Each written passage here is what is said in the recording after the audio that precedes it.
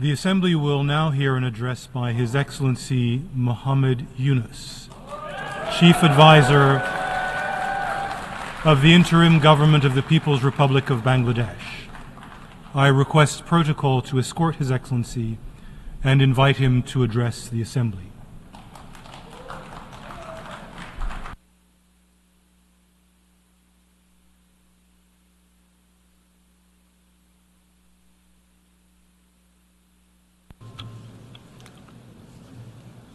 বিসমিল্লাহির রহমানির রহিম। মাননীয় সভাপতি,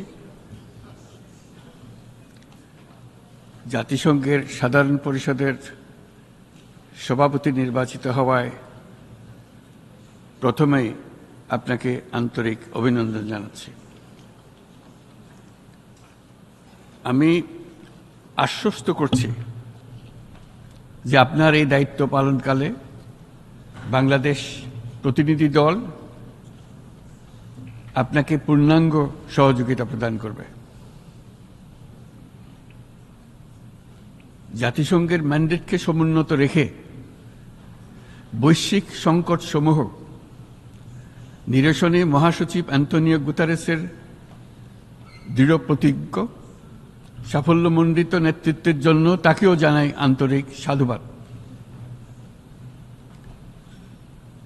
সামিট অব দ্য ফিউচার আয়োজনে আমি মহাসচিবের দূরদর্শী ভূমিকার বিশেষ প্রশংসা করছি।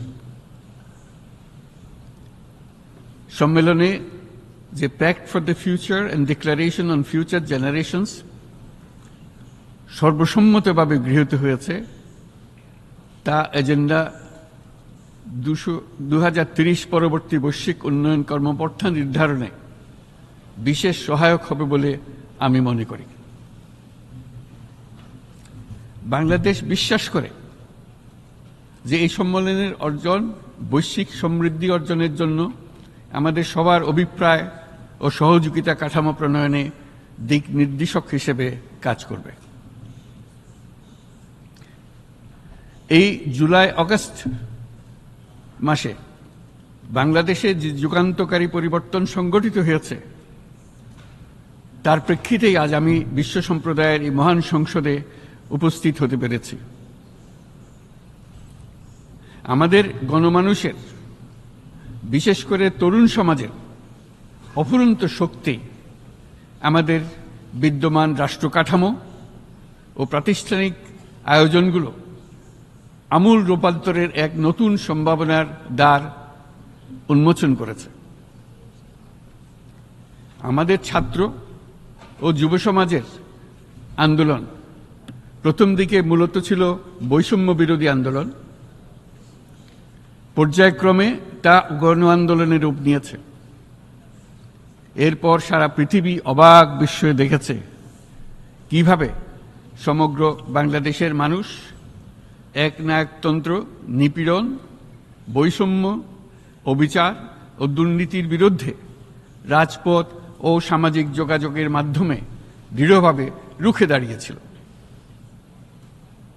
আমাদের ছাত্র জনতা তাদের অদম্য সংকল্প ও প্রত্যয়ের মাধ্যমে একটি স্বৈরাচারী ও অগণতান্ত্রিক শাসন ব্যবস্থা থেকে আমাদের মুক্তি এনে দিয়েছে। তাদের এই সংকল্পের মধ্যেই আমাদের দেশের ভবিষ্যৎ নিহিত।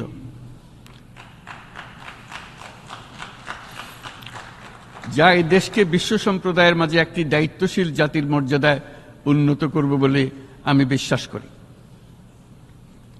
এই গণ আন্দোলন রাজনৈতিক অধিকার ও উন্নয়নের সুবিধাবঞ্চিত বাংলাদেশের আপামর জনসাধারণকে ঐক্যবদ্ধ করেছে। বাংলাদেশের মানুষ উন্নয়ন কর্মকাণ্ডকে অন্তর্ভুক্তিমূলক অংশীদারিত্ব রূপে দেখতে চেয়েছিল। আমাদের জনগণ একটা ন্যায্য, অন্তর্ভুক্তিমূলক ও কার্যকর গণতন্ত্রের জন্য লড়াই করেছে, যার জন্য আমাদের নতুন প্রজন্ম জীবন উৎসর্গ করেছে। আমাদের এই তরুণরা যে প্রজ্ঞা, সাহস ও প্রত্যয় দেখিয়েছে তা আমাদের অভিভূত করেছে, সারা বিশ্ববাসীকে অভিভূত করেছে। বন্দুকের গুলি উপেক্ষা করে বুক পেতে দাঁড়িয়ে গিয়েছিল আমাদের এই তরুণরা। অবৈধ রাষ্ট্র ক্ষমতার বিরুদ্ধে প্রবলভাবে সোচ্চার হয়েছিল আমাদের তরুণ তরুণীরা, স্কুল পড়ুয়া কিশোর কিশোরীরা। তারা নিঃসঙ্গ চিত্তে উৎসর্গ করেছিল তাদের জীবন। শত শত মানুষ চিরতরে হারিয়েছে তাদের দৃষ্টিশক্তি।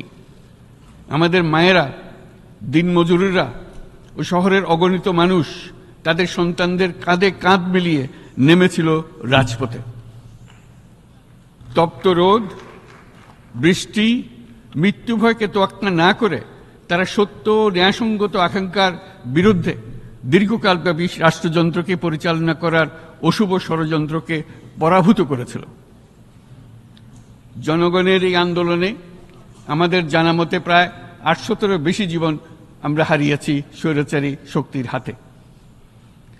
উদারনীতি, বহুত্ববাদ ও ধর্মনিরপেক্ষতার উপর মানুষের গভীর বিশ্বাস থেকেই বাংলাদেশ রাষ্ট্রের অভ্যুদয় হয়েছিল।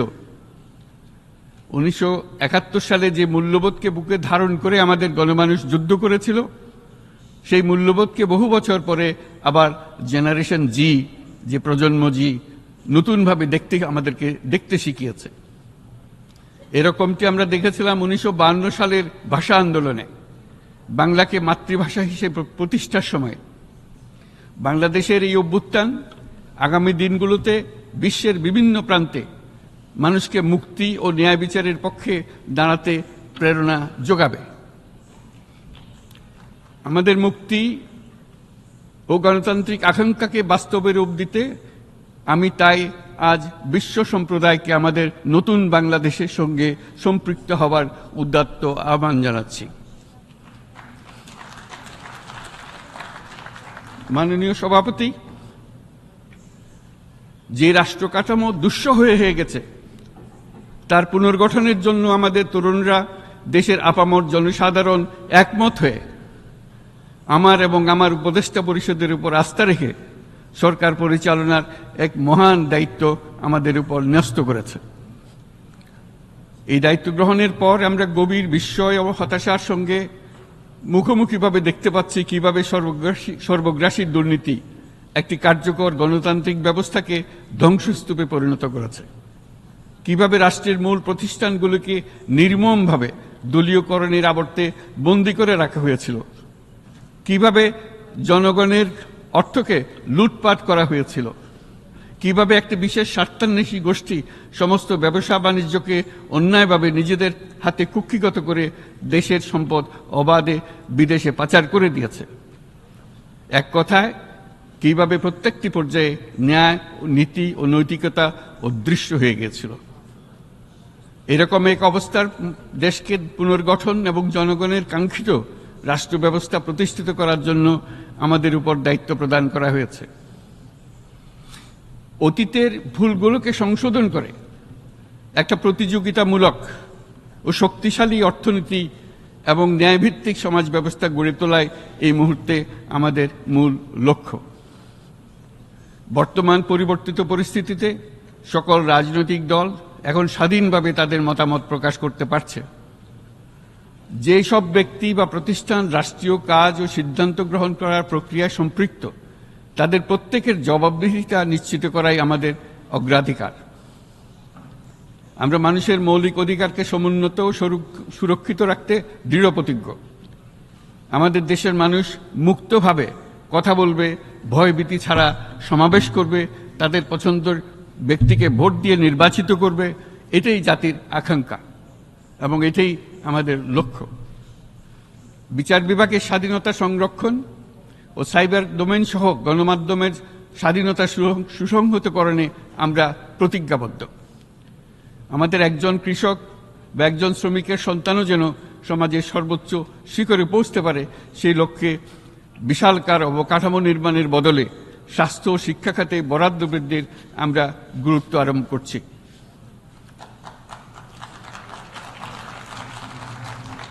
রাষ্ট্র ব্যবস্থার সকল পর্যায়ে সুশাসন ফিরিয়ে আনাই আমাদের অভীষ্ট।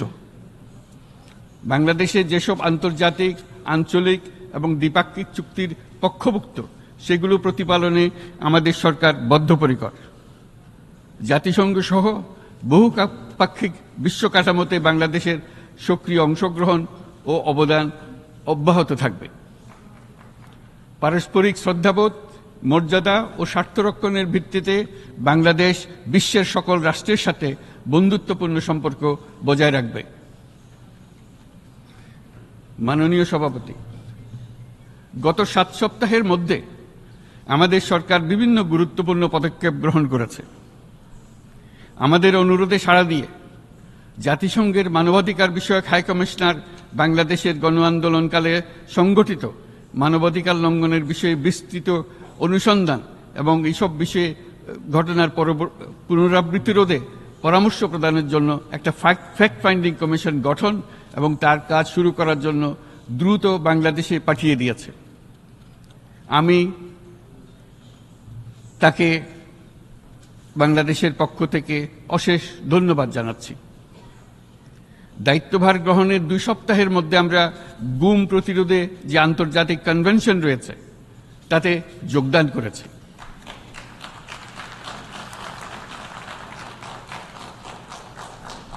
এর আশু বাস্তবায়নের জন্য প্রয়োজনীয় দেশীয় আইন ও বিধি প্রণয়নে আমরা এখন প্রক্রিয়া শুরু করেছি।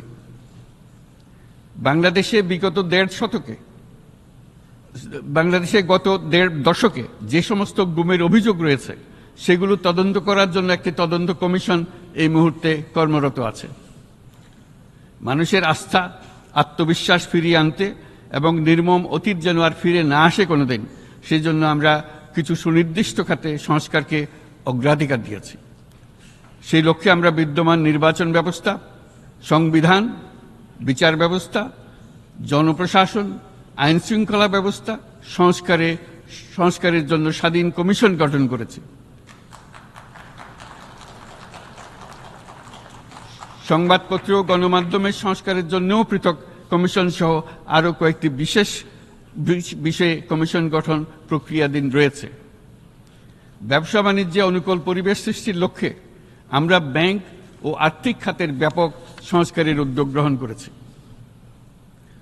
কোনো বিদেশি ব্যবসা বা বিনিয়োগ যেন ক্ষতিগ্রস্ত না হয় তা নিশ্চিত করতে আমরা বদ্ধপরিকর। এইসব সংস্কার যেন টেকসই হয়, দীর্ঘমেয়াদে নিশ্চিত করতে এবং অবাধ ও নিরপেক্ষ অংশগ্রহণমূলক নির্বাচনের জন্য উপযোগী পরিবেশ সৃষ্টি করতে আমরা কাজ করে যাচ্ছি। গণতন্ত্র, আইনের শাসন, সমতা, সমৃদ্ধি অর্জনের মাধ্যমে একটি ন্যায়ভিত্তিক সমাজ হিসেবে আত্মপ্রকাশের অভিপ্রায় বাস্তবায়নে আমি বাংলাদেশের প্রতি আন্তর্জাতিক সম্প্রদায়ের সমর্থন ও গভীরতর সম্পর্ক গঠন করার জন্য আহ্বান জানাচ্ছি।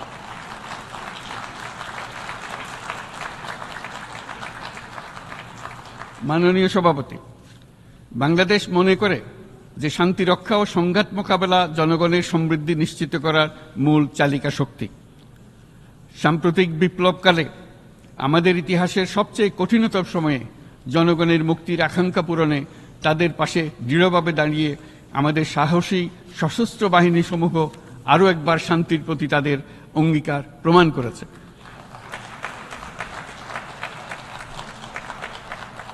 এটা সম্ভব হয়েছে শান্তি রক্ষায় আমাদের অঙ্গীকারের কেন্দ্রবিন্দুতে মানবাধিকারকে স্থান দেওয়ার ফলে। জাতিসংঘের পিস বিল্ডিং কমিশনের সূচনা লগ্ন থেকেই শান্তি রক্ষার মতো শান্তি বিনির্মাণেও বাংলাদেশ সমান অঙ্গীকার ব্যক্ত করে এসছে। আমাদের দিনগুলোতে আমরা জাতিসংঘের শান্তি রক্ষা কার্যক্রমে আমাদের মূল্যবোধ ভিত্তিক অবদানের ধারাবাহিকতা রক্ষা, সমুন্নত ও প্রসারিত করতে বদ্ধপরিকর। জাতিসংঘের শান্তিরক্ষা কার্যক্রমে অবদানকারী তৃতীয় বৃহত্তম রাষ্ট্র হিসেবে বাংলাদেশ এখন পর্যন্ত 43টি দেশে 63টি মিশনে শান্তিরক্ষী প্রেরণ করেছে।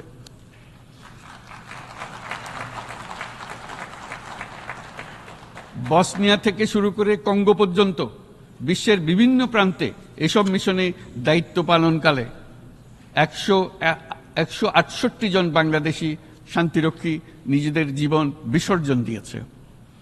আমরা আশা করি যে কোনো অবস্থায় নানা প্রতিকূলতা সত্ত্বেও জাতিসংঘের ভবিষ্যৎ শান্তিরক্ষী কার্যক্রমগুলোতে বাংলাদেশের প্রতিরক্ষা বাহিনীর সদস্যরা একইভাবে অবদান রাখার সুযোগ পাবে।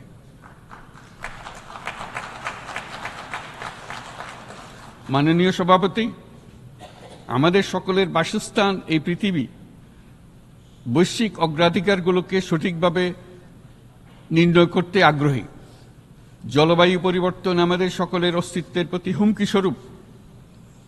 এই গ্রীষ্মে সর্বকালের রেকর্ড ভঙ্গকারী তাপদাহ আমাদের জলবায়ুজনিত পরিবর্তনের কথা স্পষ্টভাবে স্মরণ করিয়ে দিয়েছে। আমাদের যা প্রয়োজন তা হলো জলবায়ু সম্পর্কিত ন্যায় বিচার, যাতে করে দায়িত্বজ্ঞানহীন সিদ্ধান্ত, উদাসীন আচরণ কিংবা এর মাধ্যমে সাধিত ক্ষতির বিষয়ে যারা সংশ্লিষ্ট তাদের দায়বদ্ধ করা যায়। জলবায়ু পরিবর্তনজনিত দীর্ঘমেয়াদী প্রভাবগুলো অপূরণীয় ক্ষতির কারণ হয়ে দাঁড়িয়েছে। আমরা জীব বৈচিত্র্য হারিয়ে ফেলছি, প্যাথোজেনের পরিবর্তনের ফলে নতুন রোগ বাড়ছে, কৃষিক্ষেত্রে চাপ বাড়ছে ক্রমাগতভাবে, পানি সম্পদ ঝুঁকিতে ফেলছে আমাদের বাসযোগ্যতাকে, সমুদ্র পৃষ্ঠের উচ্চতা বৃদ্ধি এবং লবণাক্ততা আমাদের ক্ষতি করছে প্রতিনিয়ত। ঘূর্ণিঝড়ের সংখ্যা ও মাত্রা বৃদ্ধির কারণে যেই ক্ষতি হচ্ছে তাকে উপেক্ষা করার সুযোগ নেই। ক্ষুদ্র কৃষক, প্রান্তিক পর্যায়ে জীবিকা অন্বেষণকারীরা জলবায়ু পরিবর্তনজনিত ঝুঁকির মুখোমুখি হচ্ছে সবচেয়ে বেশি। আমি আজ এই বিশ্ব সভায় যখন কথা বলছি তখন বাংলাদেশের পূর্বাঞ্চলে 50 লাখেরও অধিক মানুষ তাদের জীবদ্দশায় হওয়া সবচেয়ে ভয়াবহ বন্যা মোকাবেলা করে যাচ্ছে। মহাসচিব গুতেরেস আমাদেরকে দেখিয়েছেন যে বিদ্যমান পরিক্রমা অব্যাহত থাকলে বিশ্বের গড় তাপমাত্রা 2.7 ডিগ্রি সেলসিয়াস বৃদ্ধির দিকে অগ্রসর হতে থাকবে। তাই বাংলাদেশের মতো জলবায়ু ঝুঁকিতে থাকা দেশগুলোতে অভিযোজনের জন্য ব্যাপক বিনিয়োগের আহ্বান জানাচ্ছি।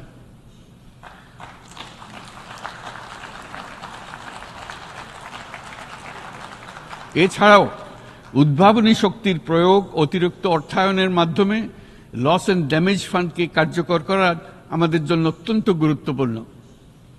একইভাবে আমাদের প্রয়োজন প্রযুক্তির সহজলভ্যতা, সক্ষমতা বৃদ্ধি। নির্দিষ্ট করে বললে আমাদের দরকার জীবন রক্ষাকারী প্রযুক্তি, বিশেষত কৃষি, পানি এবং জনস্বাস্থ্য খাতে, যেখানে ক্ষুদ্র ক্ষুদ্র উদ্ভাবন এবং সমাধানসমূহ ঝুঁকিতে থাকা জনগোষ্ঠীকে রক্ষা করতে পারে। জলবায়ু সংকটের মোকাবেলা এবং বৈশ্বিক অর্থনীতি সুসংহতকরণে আমাদের যুগপৎভাবে কাজ করতে হবে।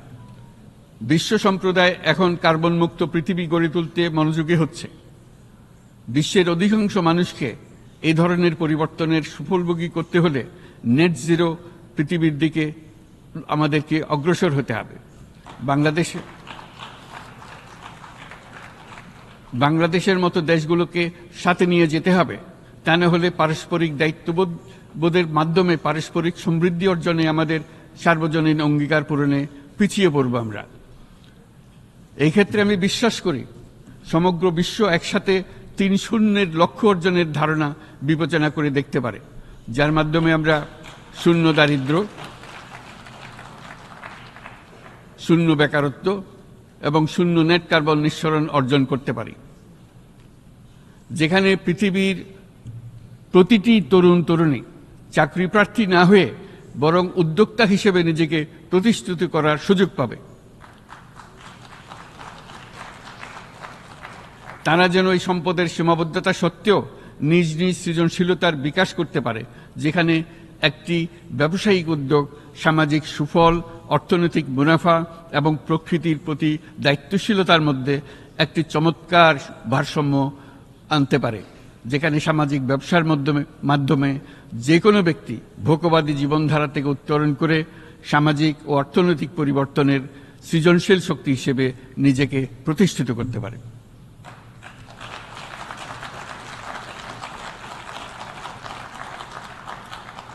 এই সময়ে তাই প্রয়োজন উন্নত উন্নয়নশীল সকল দেশসমূহ এবং বিভিন্ন অংশীদারদের মধ্যে নতুন দৃষ্টিভঙ্গি, নতুন মূল্যবোধ এবং নতুন একতা।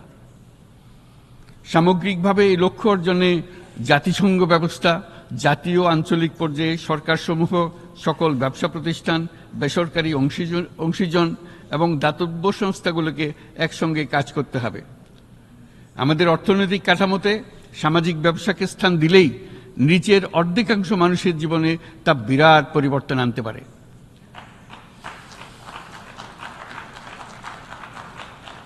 এই পদক্ষেপ একই সঙ্গে জলবায়ুর ধ্বংসাত্মক গতিকে সফলভাবে রোধ করতে পারে এবং বাজার ব্যবস্থার মাধ্যমেই এই মীমাংসা হতে পারে। এ বিষয়ে আমি মহাসচিব গুতেরেসের বিশেষ দৃষ্টি আকর্ষণ করছি। মাননীয় সভাপতি, বহুমুখী সংকটে জর্জরিত বর্তমান বিশ্বে যুদ্ধ এবং সংঘাতের ফলে ব্যাপক ভিত্তিতে মানুষের অধিকার খর্ব হচ্ছে। বিশ্ববাসীর উদ্বেগ এবং নিন্দা সত্ত্বেও গাজায় গণহত্যা থামছে না।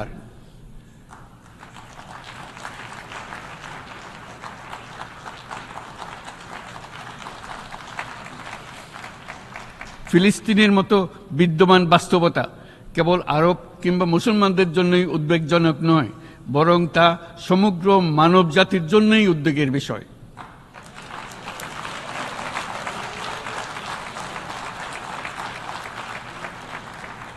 একজন মানুষ হিসেবে প্রত্যেক ফিলিস্তিনির জীবন অমূল্য।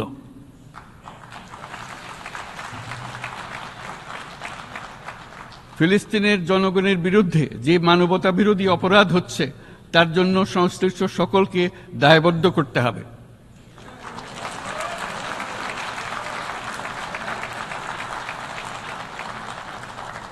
ফিলিস্তিনের জনগণের উপর চলমান নৃশংসতা, বিশেষত নারী এবং শিশুদের সাথে প্রতিনিয়ত যে নিষ্ঠুরতা বিশ্ব দেখাচ্ছে, তা থেকে নিস্তারের জন্য বাংলাদেশ অনতিবিলম্বে সম্পূর্ণ যুদ্ধবিরতির আহ্বান জানাচ্ছে।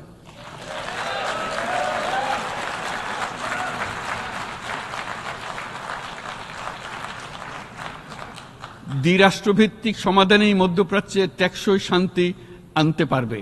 তাই জাতিসংঘ সহ আন্তর্জাতিক সম্প্রদায়ের সকলকে এর বাস্তবায়নের জন্য এখনই উদ্যোগ নিতে আহ্বান জানাচ্ছি।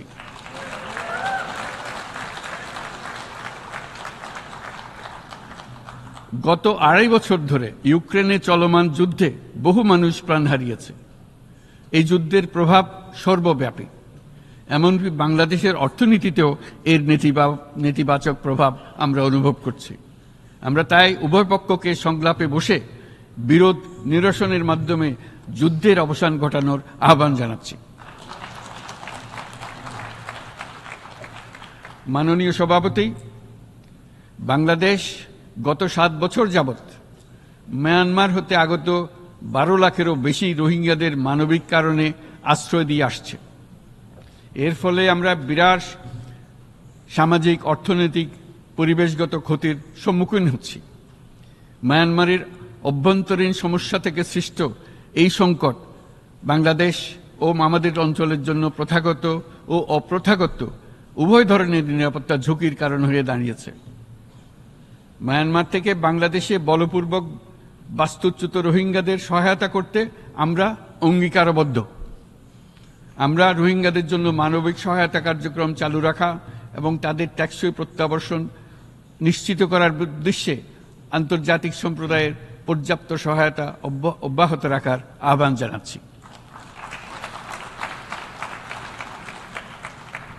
রোহিঙ্গাদের সাথে সংগঠিত হওয়া ব্যাপক ভিত্তিক মানবাধিকার লঙ্ঘনের জন্য আন্তর্জাতিক বিচার আদালত এবং আন্তর্জাতিক অপরাধ আদালতে চলমান বিচার প্রক্রিয়ার মাধ্যমে ন্যায় বিচার নিশ্চিত করাও সমানভাবে গুরুত্বপূর্ণ।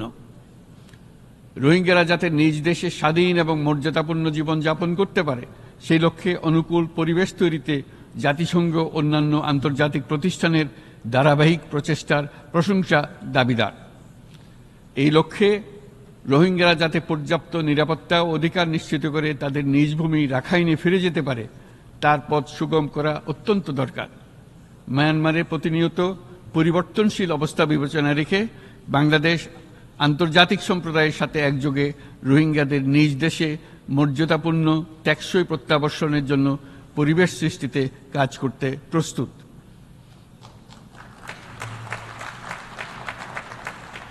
মাননীয় সভাপতি, রাজনৈতিক মুক্তি এবং সামাজিক অর্থনৈতিক জাগরণ ব্যতীত শান্তি ও নিরাপত্তা নিশ্চিতে সাফল্য অর্জন করা সম্ভব নয়। প্রায় এক দশক পূর্বে বিশ্ব সম্প্রদায় সর্বসম্মতক্রমে এজেন্ডা 2030 প্রণয়ন করেছিল। আমরা সবাই আমাদের সামষ্টিক আকাঙ্ক্ষা ও বিশ্বাস অর্পণ করেছি এই সার্বজনীন টেকসই উন্নয়ন অভিষ্টগুলো অর্জনে। সার্বিকভাবে মাত্র 17% ও কম লক্ষ্যমাত্রা অর্জন হয়েছে। স্পষ্টতই এই ক্ষেত্রে অনেক উন্নয়নশীল রাষ্ট্র আরও পিছিয়ে আছে। উন্নয়নশীল দেশগুলোকে এসডিজি অর্থায়নে বছরে প্রায় 2.5 থেকে 4 ট্রিলিয়ন মার্কিন ডলারের সমান ঘাটতি মোকাবেলা করতে হচ্ছে। উন্নয়নশীল বিশ্বের ঋণের বোঝা, ক্ষয়িষ্ণু আর্থিক সক্ষমতা এবং জলবায়ু পরিবর্তনের ক্ষতিকর প্রভাবের কারণে বাংলাদেশের মতো দেশগুলিতে বেশি ঝুঁকিতে রয়েছে। আমরা আশা করি উন্নয়নের জন্য অর্থায়ন সংক্রান্ত চতুর্থ আন্তর্জাতিক সম্মেলনে এই ধরনের জটিল এবং কাঠামোগত সমস্যাগুলোর দিকে নজর দেওয়া হবে। বহুপাক্ষিক আর্থিক প্রতিষ্ঠানগুলোকে এমন অভিন্ন লক্ষ্যে নিয়ে যাওয়ার কাজ করতে হবে যাতে সকল রাষ্ট্র সমানভাবে সম্পদ ও সুযোগের ব্যবহার করতে পারে। তারা নিজেদের কর্মসূচিতে সামাজিক ব্যবসাকে গুরুত্বপূর্ণ ভূমিকা দিতে পারে, যাতে নিম্ন আয়ের দেশগুলোর বাস্তবতাকে বিশেষভাবে মোকাবেলা করা যায়, যা ব্যবসায়ী উদ্যোগ এবং ব্যক্তির সৃজনশীলতাকে উদ্বুদ্ধ করে, যা বঞ্চিত জনগোষ্ঠীকে বিশালভাবে সহায়তা করে। এই ক্ষেত্রে অবৈধ অর্থের প্রবাহ এবং উন্নয়নশীল দেশগুলো থেকে সম্পদ পাচার বন্ধ করা অত্যন্ত আবশ্যক। উন্নয়নশীল দেশগুলো থেকে পাচার হয়ে যাওয়া সম্পদ ফেরত আনার জন্য আন্তর্জাতিক সহযোগিতা জোরদার করতে হবে। আমরা আশা করি কর ফাঁকি রোধে আন্তর্জাতিক কর কনভেনশন অতি শীঘ্রই গৃহীত হবে। মাননীয় সভাপতি, আমরা যে নিবিড়ভাবে সংযুক্ত বিশ্বে বসবাস করছি, সেখানে অভিবাসন এবং মানুষের অবাধ প্রবাহ এক অলঙ্ঘনীয় বাস্তবতা। বাংলাদেশি নাগরিকরা প্রতিনিয়ত বিভিন্ন দেশে অভিবাসী হিসেবে যাচ্ছেন। তারা বিভিন্ন দেশে তাদের কর্মসংস্থানের সন্ধানে আছেন। বিশ্বের বিভিন্ন প্রান্তে এই মুহূর্তে প্রায় 1.5 কোটি প্রবাসী বাংলাদেশি আছেন। সকলের জন্য অভিবাসনের উপযোগিতা নিশ্চিত করতে বিশ্ব সমাজকে নিরাপদ, সুশৃঙ্খল এবং নিয়মিত মর্যাদাপূর্ণ অভিবাসনের পথ সুগম করতে হবে।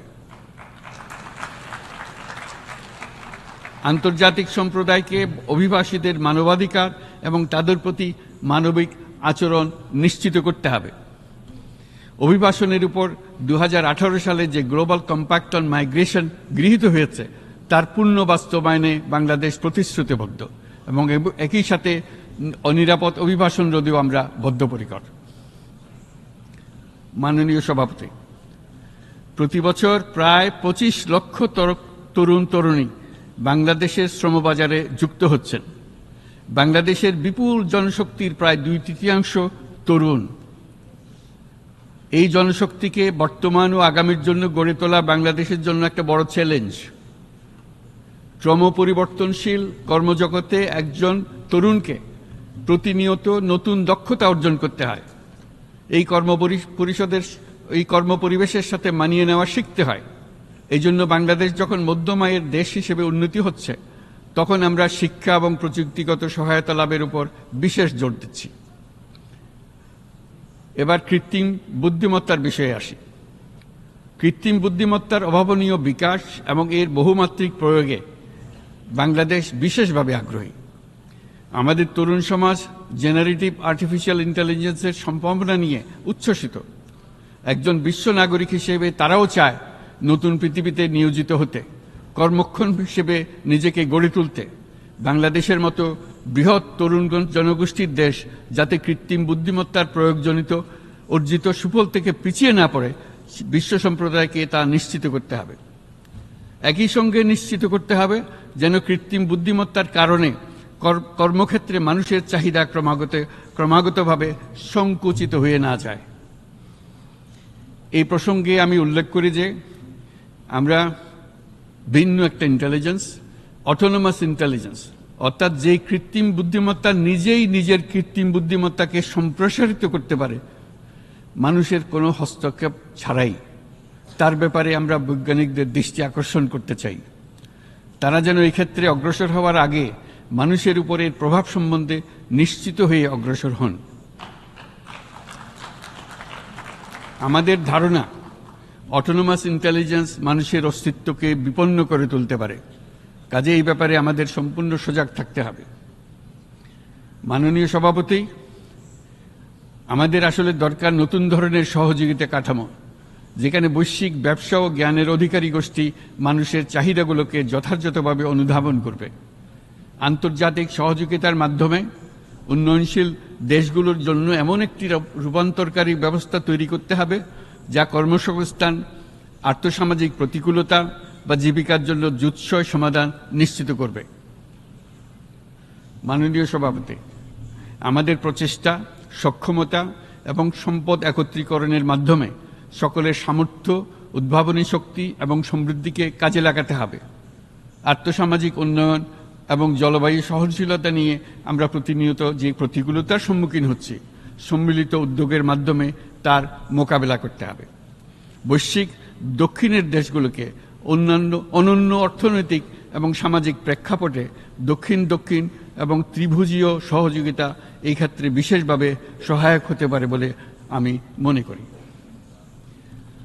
বৈশ্বিক দক্ষিণের আওয়াজকে বিশ্বব্যাপী জোরালোভাবে তুলে ধরার জন্য প্রয়োজন সম্মিলিত উদ্যোগ। সেই জন্য বৈশ্বিক এজেন্ডা প্রণয়ন ও বাস্তবায়ন নিশ্চিত করতে বৈশ্বিক দক্ষিণের দেশগুলোর মতামতকে যথাযথ গুরুত্বের সাথে বিবেচনা করতে হবে। জনাব সভাপতি, কোভিড অতিমারির অভিজ্ঞতায় আমরা দেখেছি জনস্বাস্থ্যে ব্যাপক বিনিয়োগ কতটা গুরুত্বপূর্ণ হতে পারে। বিশ্ব স্বাস্থ্য সংস্থায় বৈশ্বিক অতিমারি চুক্তির চলমান আলোচনায় বাংলাদেশ নেতৃত্ব প্রদান করে চলেছে। আমরা চাই কার্যকর আন্তর্জাতিক সহযোগিতা, জনস্বাস্থ্য ব্যবস্থায় অর্থায়ন, প্রযুক্তি হস্তান্তর, গবেষণা ও উন্নয়ন, ভ্যাকসিন থেরাপিউটিক্সের উৎপাদন, বহুমুখীকরণ এবং সকল ভ্যাকসিনকে মেধাস্বত্ব অধিকার মুক্ত ঘোষণা করার ব্যাপারে ঐক্যমত্য গঠন। অসংক্রামক রোগসমূহের বিরুদ্ধে লড়াইয়ে এই বিষয়গুলি অত্যন্ত গুরুত্বপূর্ণ। জনাব সভাপতি, এবছর আমরা জাতিসংঘের সাথে বাংলাদেশের অংশীদারিত্বের সুবর্ণ জয়ন্তী উদযাপন করছি। গত 50 বছর ছিল আমাদের জন্য একটা পারস্পরিক শিক্ষণীয় সম্মিলিত যাত্রা। সীমিত উপায়ে বাংলাদেশ বৈশ্বিক শান্তি ও নিরাপত্তা, ন্যায়, সমতা, মানবাধিকার প্রতিষ্ঠায় ধারাবাহিকভাবে অবদান রেখে আসছে। আমাদের সমন্বিত প্রয়াসের পেছনে আছে সত্যিকার অর্থে একটি নিয়মভিত্তিক বৈশ্বিক ব্যবস্থা গড়ে তোলা। এই প্রসঙ্গে উদাহরণ হিসেবে আমি স্মরণ করছি 1999 সালে জাতিসংঘ সাধারণ পরিষদে ক্ষুদ্র ঋণের উপর গৃহীত রেজুলেশনের কথা। সেই সময় জাতিসংঘ 2005 সালকে ইয়ার অফ মাইক্রোক্রেডিট ঘোষণা করেছিল, যার ফলে ক্ষুদ্র ঋণ বিশ্বব্যাপী সম্প্রসারিত হবার সুযোগ পেয়েছিল। একই সময়ে বাংলাদেশের উদ্যোগে গঠিত হয়েছিল ফ্রেন্ডস অব মাইক্রোক্রেডিট। 2001 সাল থেকে সাধারণ পরিষদে কালচার অফ পিস সংক্রান্ত বাৎসরিক যে রেজলিউশন গৃহীত হয়ে আসছে, বা নিরাপত্তা পরিষদে নারী, শান্তি ও নিরাপত্তা সংক্রান্ত যে 1325 নম্বর রেজলিউশন গৃহীত হয়েছিল, তা বাংলাদেশের বিশ্বজনীন উদ্যোগগুলোর প্রতিফলন এবং অবদান। মাননীয় সভাপতি, আজ এই মহান বিশ্বসভায় বিশ্ব নেতৃবৃন্দের উপস্থিতিতে প্রতিধ্বনিত হচ্ছে শান্তি, নিরাপত্তা, ন্যায় বিচার প্রতিষ্ঠা এবং সম্পদের সুষম বন্টনের মাধ্যমে সকলের অন্তর্ভুক্তি নিশ্চিত করার আহ্বান। সদস্য রাষ্ট্র হিসেবে আমাদের প্রত্যেককে আজ গভীরভাবে অনুধাবন করতে হবে কিভাবে আমরা নারী, পুরুষ সকলের জন্য ও আগামীর দিনগুলোতে উদ্যোক্তা হবার সমান সুযোগ সৃষ্টি এবং তাদের ক্ষমতায়ন নিশ্চিত করতে পারি। সকল বৈশ্বিক সমস্যার সমাধানের জন্য আমাদের সবার হাতে যথেষ্ট সক্ষমতা, সম্পদ এবং উপায় রয়েছে। আসুন আমরা জাতীয় বা আন্তর্জাতিক যেসব প্রতিশ্রুতি দিয়েছি তা বাস্তবায়ন করি এবং অর্থনৈতিক ক্ষেত্রে সামাজিক ব্যবসার ধারণা প্রতিষ্ঠিত করে সকল প্রকার বৈষম্য ও অসমতার অবসানে ঐক্যবদ্ধভাবে আমরা কাজ করি। বাংলাদেশের তরুণরা প্রমাণ করেছে যে মানুষের স্বাধীনতা, মর্যাদা ও অধিকার সমুন্নত রাখার অভিপ্রায় কোনো উচ্চাভিলাষ নয়, বরং এটা সকলের নিশ্চিত প্রাপ্য। আজ এই মহান সমাবেশে আপনাদের উপস্থিতিতে শান্তি, সমৃদ্ধি ও ন্যায় বিচার নিশ্চিত করতে আন্তর্জাতিক, আঞ্চলিক এবং জাতীয় পর্যায়ে বাংলাদেশে তার ভূমিকাকে ক্রমাগতভাবে জোরদার করার নিশ্চয়তা দিচ্ছে। আজ আপনাদের সবাইকে শুভেচ্ছা জানাচ্ছি, ধন্যবাদ জানাচ্ছি।